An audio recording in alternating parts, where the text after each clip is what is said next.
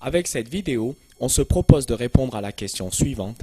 Quel réactif doit-on utiliser pour prouver la présence de sucre dans un fruit? Tout d'abord, nous allons réaliser une expérience préliminaire. Nous utilisons un tube à essai maintenu par une pince en bois et nous versons quelques millilitres d'eau distillée. Nous versons ensuite quelques millilitres d'une solution de liqueur de Fehling. La liqueur de Fehling est une solution de sulfate de cuivre, CuSO4, mise en présence de l'ion tartrate.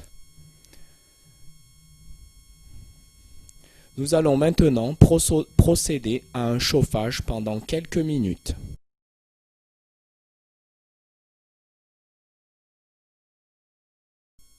Nous nous retrouvons quelques minutes plus tard. Le contenu du tube à essai est monté en température, si bien que la liqueur de Fehling avec l'eau distillée rentre en ébullition. Nous voyons ici les bulles à l'intérieur du tube à essai. On remarque que la liqueur de Fehling est restée toujours bleue. Cette expérience préliminaire avait pour objectif de vous montrer que le fait de chauffer de la liqueur de Fehling en présence d'eau n'apporte aucune modification visuelle notable de la liqueur de Fehling. Nous allons maintenant faire une deuxième expérience préliminaire en ajoutant une solution de glucose à de la liqueur de Fehling et nous allons réitérer la manipulation précédente, c'est-à-dire chauffer le contenu du tube à essai pendant quelques minutes et nous allons observer le résultat de cette expérience.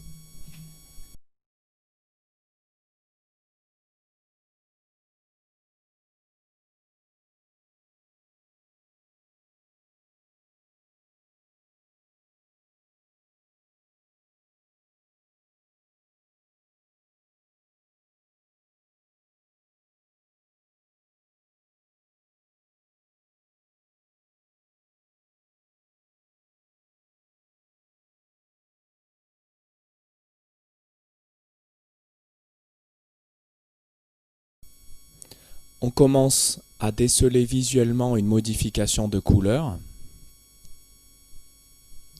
On agite le tube à essai pour uniformiser la température au sein du tube à essai et on remarque une couleur rouge brique. On vous laissera donc conclure sur l'utilisation de la liqueur de Fehling.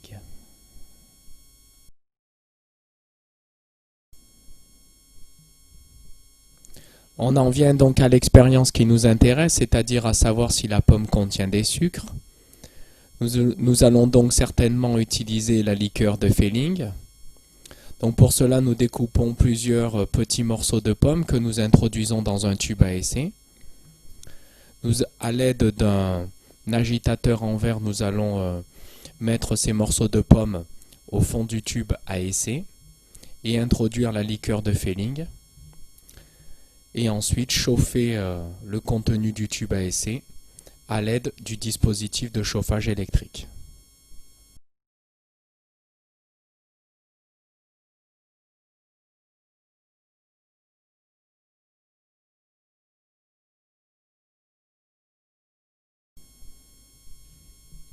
Jusqu'à présent, nous n'avons pas eu l'occasion de vous donner les consignes de sécurité qu'il est convenable de respecter lorsqu'on utilise le dispositif de chauffage électrique. Donc il convient déjà de manipuler debout pour la simple raison que si jamais il y a un danger, on se déplace plus facilement sur ses jambes que lorsqu'on est assis sur un tabouret. Il convient également d'incliner le tube à essai et de présenter l'orifice contre un mur et pas en direction d'un camarade, car encore une fois, s'il y a une éclaboussure, ça pourrait brûler un camarade, alors que si on est contre un mur ou contre une fenêtre, il n'y a aucun danger.